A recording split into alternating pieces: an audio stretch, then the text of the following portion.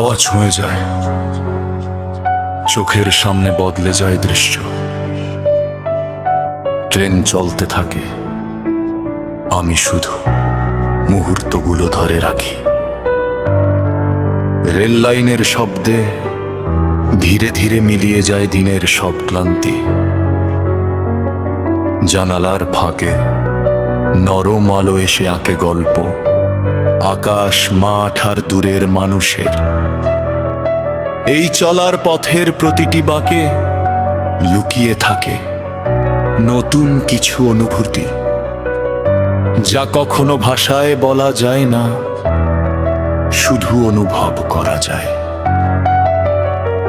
দূরের সবুজ নদীর ধার আর সোনালি রোদ,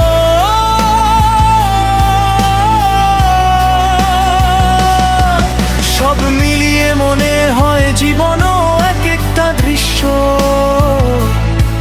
যা ট্রেনের গতির মতোই চুপচাপ বদলে যায়।